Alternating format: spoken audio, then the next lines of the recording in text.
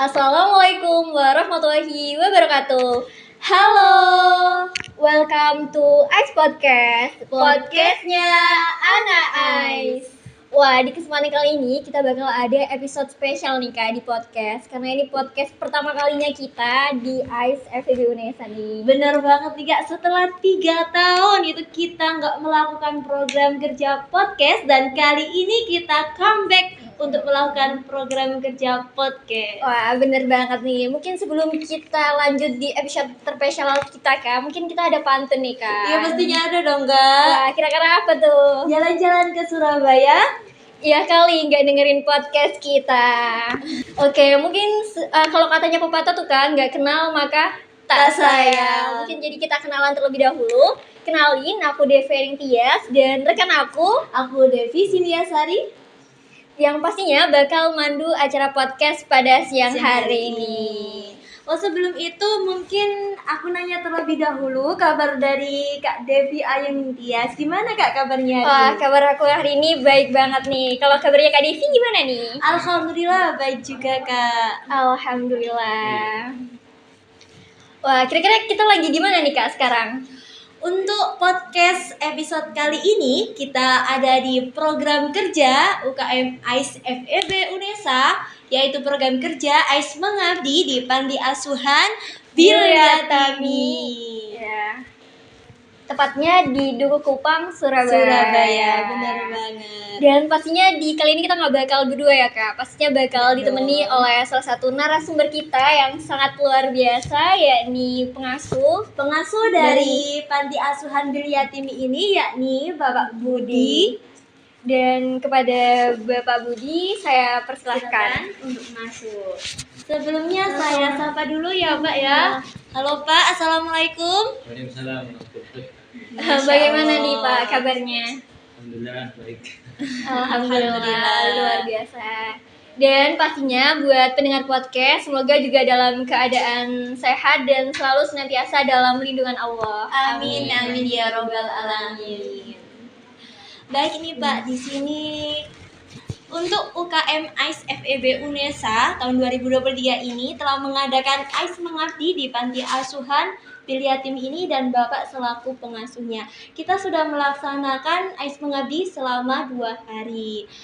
Sehingga kita dapat mengetahui panti asuhan secara singkat terkait panti asuhan Bilyatimi ini. Lah untuk lebih jelasnya mungkin Bapak bisa jelasin lagi terkait panti asuhan Bilyatimi ini. Mungkin dari latar belakang atau awal berdirinya, tahun berapa gitu. Terima kasih. Jadi Bilyatimi ini adalah bagian kecil daripada kewajiban kita bersama untuk mengurus anak-anak yatim, anak-anak terlantar. Jadi Panti Asuhan Bilyatimi ini lahir karena menanggapi respon apa yang terjadi di masyarakat. Di masyarakat kita ini masih banyak anak-anak yang memang perlu kita perhatikan. Jadi anak-anak di sini, anak yatim piatu, kemudian anak terlantar, juga anak-anak yang mereka memang kondisinya perlu kita bantu, perlu kita perjuangkan bersama-sama. Seperti itu. Mungkin tahun berdirinya Panti Asuhan Bilyatimi ini kapan ya? Panti Asuhan Bilyatimi ini bagian dari perjalanan yang cukup panjang. Oh ya. Masya Allah. Jadi cukup panjang. Awalnya teman-teman itu berjuangnya dulu yang mulainya waktu kuliah itu. Iya. Kemudian dalam perjalanannya mengalami naik turun dan seterusnya, dan akhirnya kita untuk perbaikan manajemen dan seterusnya 1 tahun yang lalu kita branding yang baru, Bilyatimi Peduli Nusantara. Wah, Masya Allah sekali ya Pak. Mungkin kalau boleh tahu nih Pak, di Panti Asuhan sendiri ini untuk anak-anak pantinya ini perkembangannya bagaimana Pak? Ini bertambah terus atau bagaimana? Kira-kira untuk saat ini pun jumlahnya berapa nih Pak kalau boleh tahu? Jadi Panti Asuhan Bilyatimi ini awalnya dulu ya. Awalnya itu ada anak-anak dari mana tuh? Dari ex lokalisasi Doli. Jadi kita merespon keadaan masyarakat. Di tahun 2009 itu dari 2 anak, kemudian terus berkembang sampai tiap tahun itu bertambah dan juga ada yang keluar. Untuk tahun ini ada 45 anak yang tinggal di dalam, kemudian yang di luar itu ada 80 anak.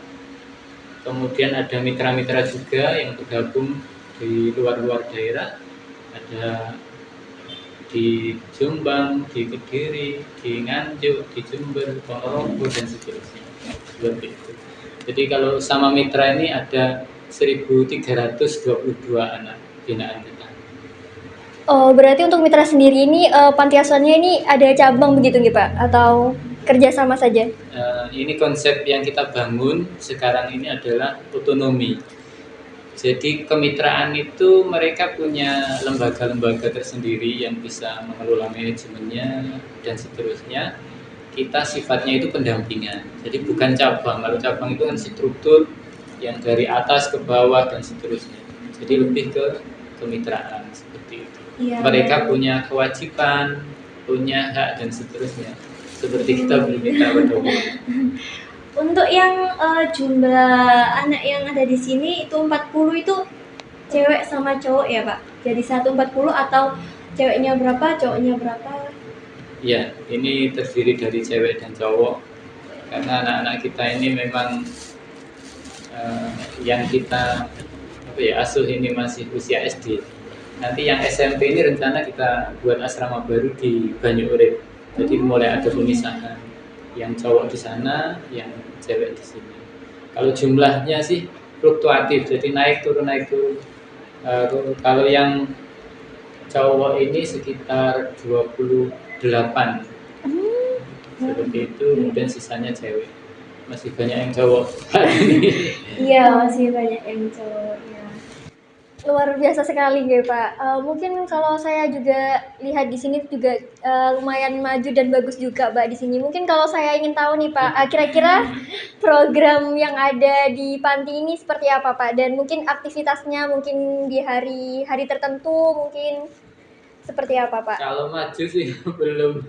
Oh, Jadi kita ini masih belajar. Yang jelas kita mulai ada regenerasi. Kalau programnya ini kalau diglobalkan itu ada 3. Yang pertama adalah program sosial sendiri yang menjadi istilahnya itu program utama kita, kemudian pendidikan, kemudian juga ada kemanusiaan seperti itu. Kalau program sosial ya seperti yang kita sampaikan, yang sering saya sampaikan itu ya bagaimana ngurus anak yatim itu sesuai Al-Quran. Di antaranya yang sering kita baca tapi kita mungkin kurang memahami yaitu tentang surat Ad-Duha. Jadi di surat Ad-Duha itu alam yajidka yatiman fa'awa wa wajadaka dhallan fahada wa wajadaka a'ilan fa'agna. Jadi itu utamanya bagaimana perlindungan dulu pada anak-anak ini. Kemudian setelah perlindungan program ini kita lakukan, maka berikutnya adalah fahada, pendidikan atau bagaimana anak-anak ini dapat hidayah. Kemudian yang ketiga baru fa'agna. Fa'agna itu mencakup bagaimana anak-anak ini mampu mandiri dan seterusnya. Yang dalam keseharian bagaimana anak-anak ini dikenalkan dengan semacam keterampilan, life skill dan seterusnya seperti itu. Terus untuk mengenai jenjang pendidikan anak-anak di panti asuhan yatim ini, apakah yang paling tinggi itu SMP Bapak? Atau ada yang udah SMA? Jadi pendekatan kita ini adalah pendekatan keluarga. Jadi atau pendekatan alamiah. Perkembangan anak yang terbaik itu dari penelitian manapun, jadi anak itu tetap ke keluarga. Jadi bagaimana keluarga ini hadir di sini dalam tanda kutip anak-anak kita ini di sini seakan-akan dalam keluarga mereka sendiri. Karena memang latar belakang mereka itu macam-macam. bahkan ada anak yang 3 tahun, 4 tahun itu ya nggak dijenguk sama keluarga sama sekali. Sehingga kita harus hadir kepada mereka yang menjadi keluarga mereka. Jadi layaknya keluarga, ya anak-anak ini ya tidak kita posisikan sebagai apa ya, santri murni atau ya seperti anak lah seperti itu. Iya. Jadi waktunya jajan, ya jajan, waktunya mudik juga mudik. Kalaupun mereka nggak bisa mudik ya ikut saya ke kampung saya di Ponorogo sana. Jadi kalau hari raya ini kita tunggu sampai H+2.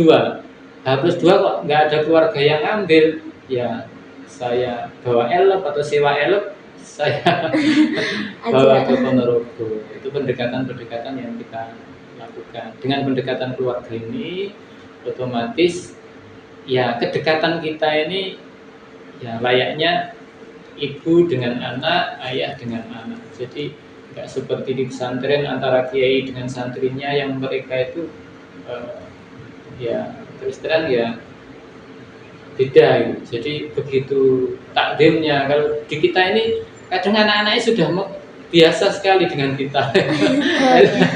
Seperti itu. Jadi anak-anak itu terasa nyaman gitu ya Pak. Soalnya Ya. sudah seperti keluarga Kan sendiri. Ya harapannya seperti itu. Kita sedang berusaha seperti itu. Karenanya ya kadang anak-anak kalau mau pulang ya mereka ngomong. Kalau mau pulang malah kita tawari, ayo kita pulang, kita antarkan, seperti itu. Walaupun ada 1-2 juga yang namanya pendidikan ini, yang namanya pengawalan ya, mengawal anak-anak ini banyak apa namanya, liku-liku lah.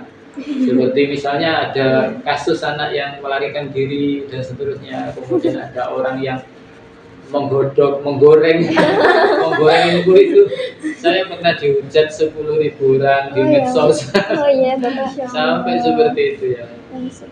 Itulah kondisi-kondisi. Tapi itu memang bagian daripada kita untuk bagaimana anak-anak ini tumbuh betul-betul natural sebagaimana di keluarga mereka sendiri.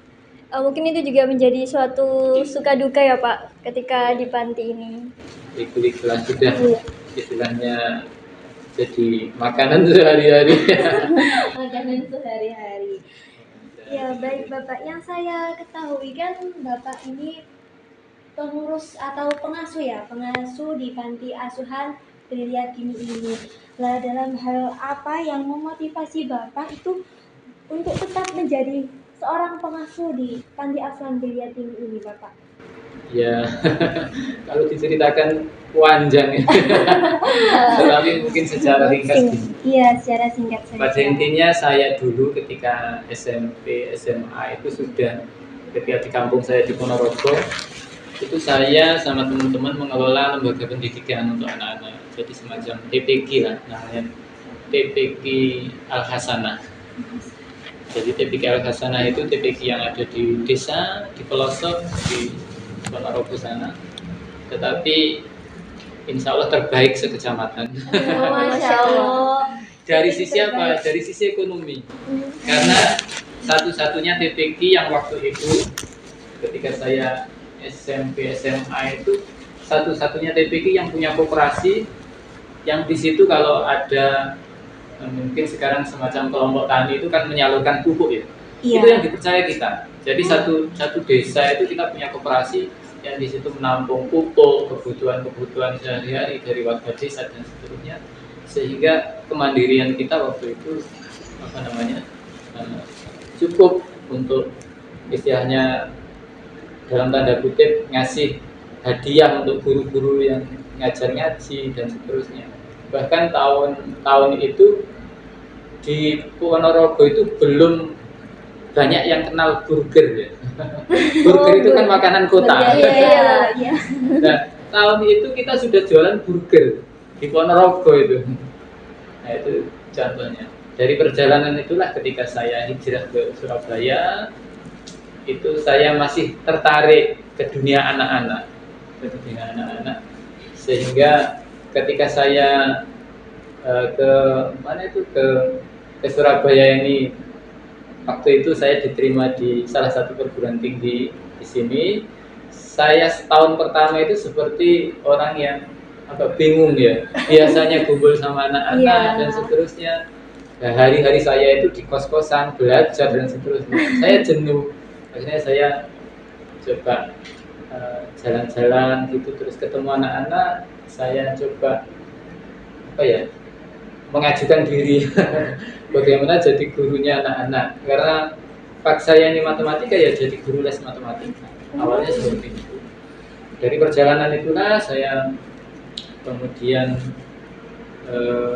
dari guru relawan ya, dari guru matematika kemudian masuk ke kepengurusan dan seterusnya ya sampai sekarang ini. Jadi seakan-akan boleh saya katakan ya, ngurusi anak-anak ini sudah ya kehidupan saya. Sehingga mau lepas itu sangat sulit. Waktu saya lulus kuliah pun ya sampai sekarang ijazah saya masih mungkin paling orisinil sedunia. Ijazah saya itu masih saya tumpuk, nggak pernah saya gunakan untuk ngelamar apapun. Seperti itu.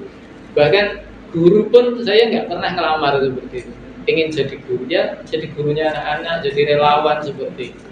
Kalau bahasa sekarang mungkin lebih ke passion.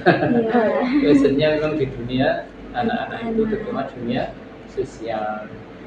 Itu sekilas kalau dari historis. Kalau motivasinya ya banyak sebenarnya. Kalau kita lihat di Al-Quran itu orang yang mengurus anak yatim, kemudian anak-anak duafa itu memang sangat dijanjikan luar biasa sama Rasulullah. Kalau hadis tentang haji itu menjanjikan al-hajju mabrur laisal jaza ilal jannah. Jadi haji mabrur itu balasannya surga.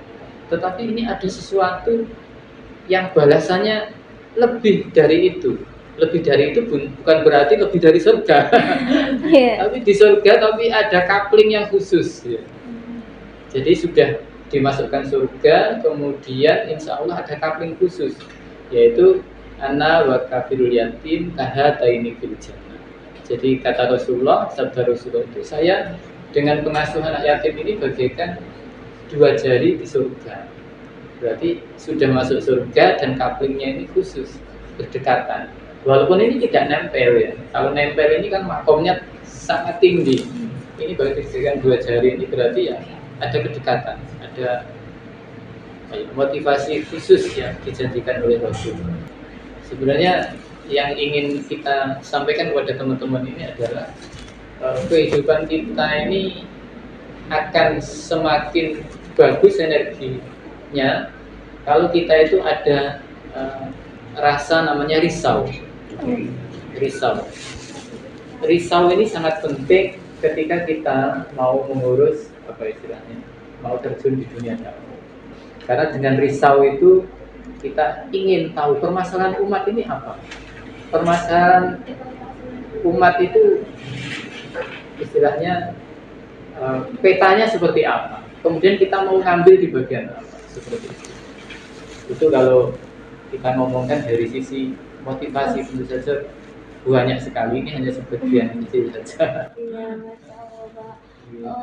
Banyak sekali pelajaran yang mungkin dapat kita ambil dari Kisah inspiratif dari Bapak tadi, apalagi untuk anak-anak remaja zaman sekarang ya bisa banget untuk para pendengar mengambil hikmah dari kisah Bapak Budi ini.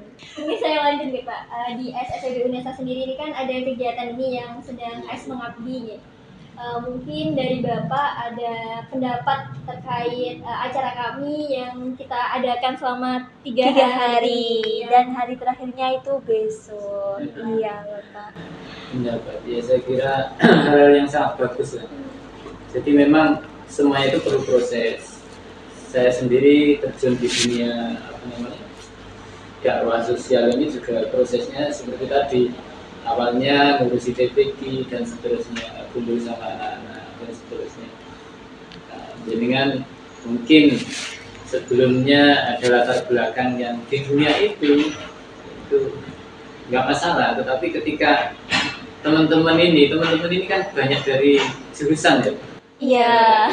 Iya. Mungkin di antara teman-teman ada yang belum pernah terjun di dunia itu, ya otomatis ini bagian daripada pengenalan, dari proses itu. Nanti teman-teman misalnya dari menginap 2-3 hari ada sesuatu yang dirasakan. Karena yang paling penting itu adalah bagaimana merasakan. Jadi Bagaimana banyak kata-kata teori, konsep berbicara tentang anak, berbicara tentang anak yatim, tetapi sekedar dalam tataran normatif saja. Normatif. Dengan jenengan merasakan ini nanti sesuatunya itu didapatkan. Nah, di antaranya ya yang saya sampaikan tadi malam itu, ngurus anak yatim itu diantaranya dalam Al-Quran, di surat Al-Baqarah itu disampaikan fid dunya wal akhirah wa yas'alunaka 'anil yatama qul islahul lahum khair wa in tukhaliquhum fa ikhwanukum wallahu ya'lamul mufsida minal muslih walau syaa Allahu la'anatakum innallaha 'azizun hakim. Jadi di sini penegasannya fid dunya wal akhirah, di dunia ini sampai di akhirat. Wa yas'alunaka 'anil yatama, mereka bertanya kepadamu Muhammad tentang anak yatim. Qul islahul lahum khair. Kata-kata memperbaiki anak yatim itu adalah perbuatan yang terbaik, perbuatan yang sangat baik. Wa in tukhalituhum fa ikhwanukum. Lanjutannya, jika sampean itu mau kumpul, mau mukhalid ini ya seperti ini. Jadi jenengan dengan anak yatim hidup bersama, makan bersama, sholat bersama, itu adalah mukhalid. Bahkan kalau misalnya dalam konteks yang lebih dekat lagi, mungkin jenengan bisa dalam tanda kutip ngedusi anak yatim dan seterusnya, itu mukhalid. Nah, inilah yang disampaikan di Al-Quran sebagai fase yang tertinggi. Jadi mengurus anak yatim itu ada yang mereka memang kemampuannya di harta, mereka sedekah dan seterusnya. Ada yang mereka itu hanya punya tenaga part time itu ya, seperti yang datang pagi kemudian sore pulang. Ada yang betul-betul mukhalid, hidupnya sehari-hari dengan anak yatim seperti itu. Masya Allah. Kalau sudah itu biasanya pasti ada motivasi. Motivasinya adalah bagaimana karena sudah merasakan ini untuk dirinya sendiri, saya harus sukses karena saya ini hidup dengan anak yatim, saya ini punya tanggungan atau beban yang sangat besar. Gitu. Dengan mukhalid ini, mukhalid sebagai fase tertinggi ketika mengurus anak yatim ini, maka kita akan merasakan, dan rasa itu memang ya tidak bisa kita hanya sekedar bagian kecil yang bisa kita ceritakan. Tetapi yang tertinggi itu yang sampai rasakan terkait seperti kebahagiaan jenengan, mungkin apa yang jenengan rasakan itu masing-masing punya.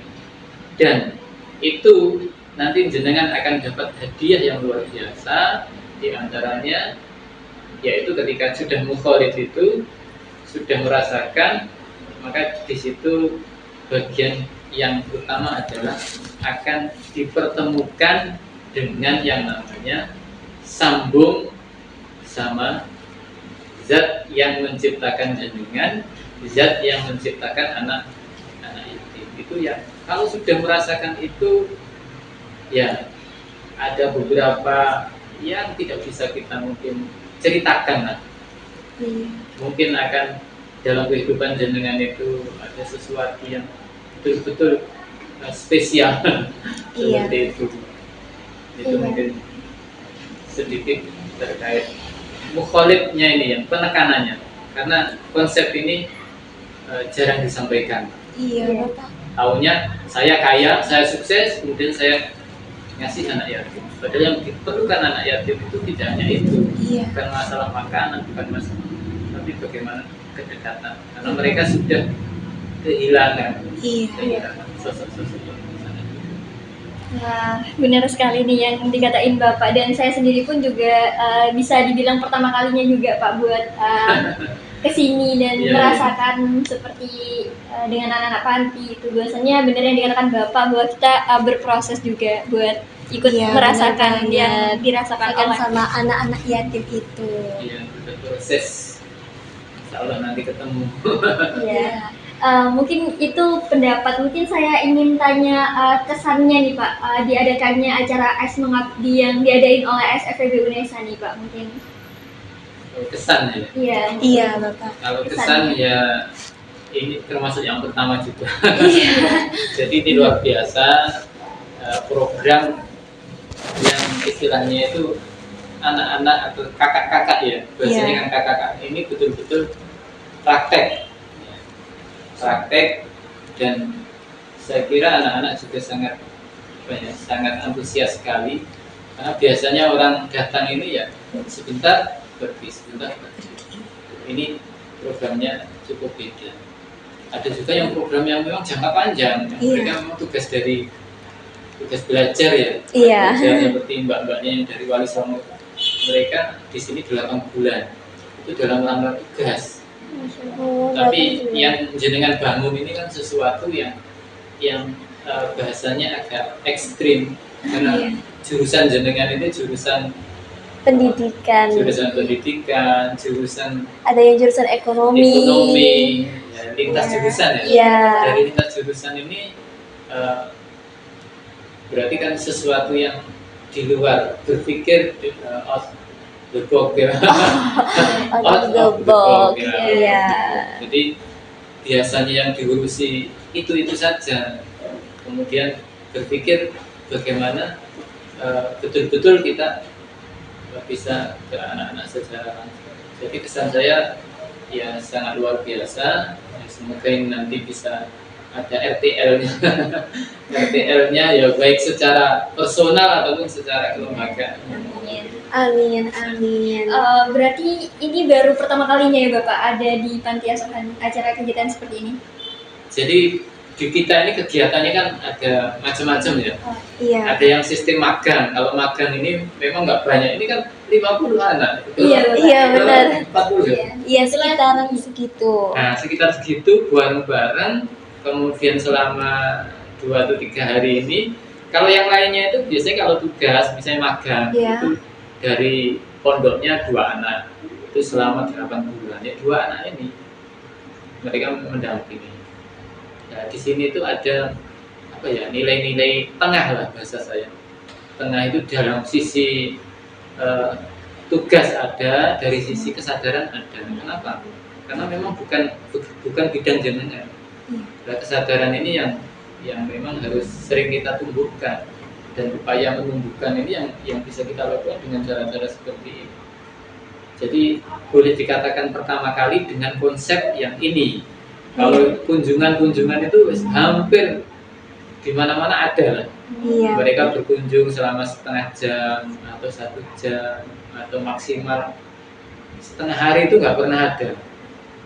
Jadi paling ya 2 jam atau 1 jam sudah pulang. Itu juga bagian proses juga. Itu yang berbeda saya lihat. Tadi Bapak sudah menyampaikan kesannya ya. Untuk sekarang bagaimana pesan Bapak ya, pesan dari Bapak sendiri untuk kita sebagai gimana ya, calon penerus bangsa ya Pak, calon penerus bangsa.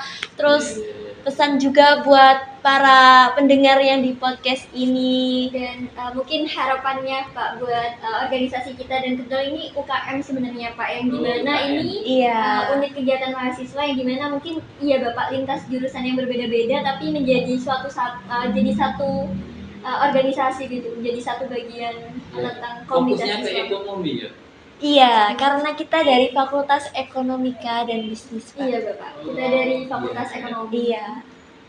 Dan jadi kalau pesan itu yang pertama terkait apa ya, profesi jenengan, bidang jenengan ini memang perlu ditingkatkan ke arah yang betul-betul profesional. Dalam tanda kutip, kalau seorang akuntan ya menjadi akuntan yang profesional, seorang apalagi jurusannya, ada manajemen, ada ekonomi Islam, ya. Itu yang jelas harus betul-betul menjadi profesionalisme.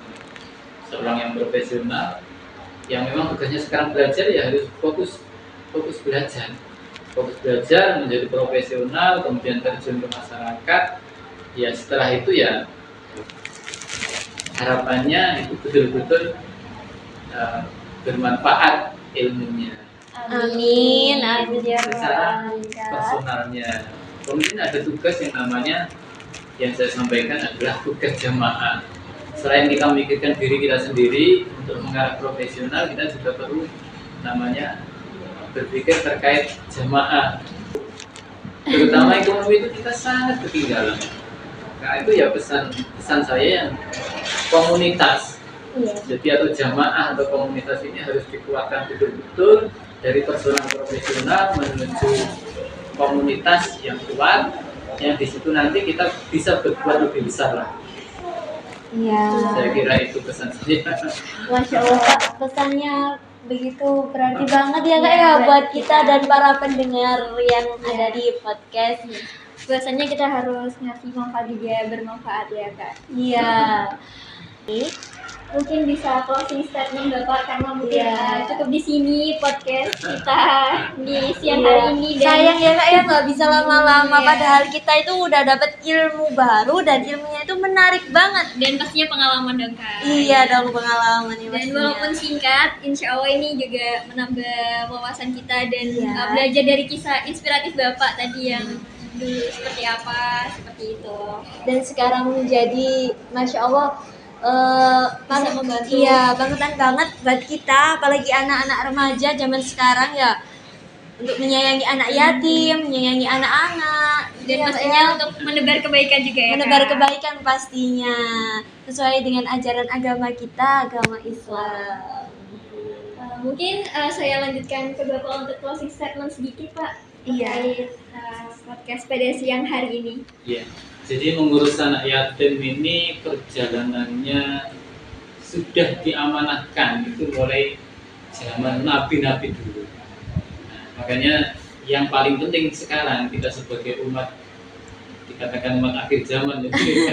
Iya, Jadi benar. mari kita mengurus anak yatim sebagai kewajiban kita bersama. Karena dengan kewajiban kita bersama ini mengurus anak yatim menuju kebahagiaan kita. Jadi kalau kita mengurus anak yatim itu bukan kita menolong anak yatim secara nyata, memang kayaknya seperti itu. Iya. Tetapi dalam hakikatnya itu adalah menolong diri kita untuk menjadi pribadi yang lebih bahagia. Oke. Masya Allah, terenyuh banget Kak. Terenyuh banget.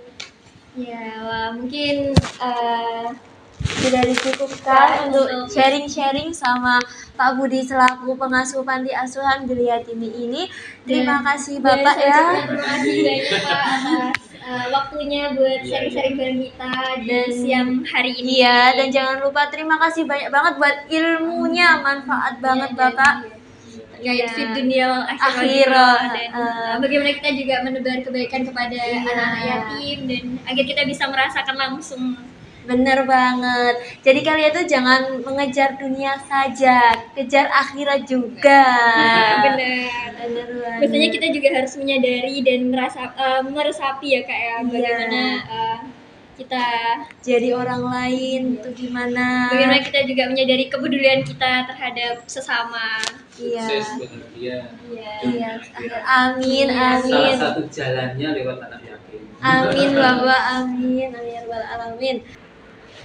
Baik teman-teman, sekian episode podcast pada siang hari ini. Segini kegodaan dia. Semoga yang dengerin ini ikut bahagia. Jalan-jalan ke Tasikmalaya.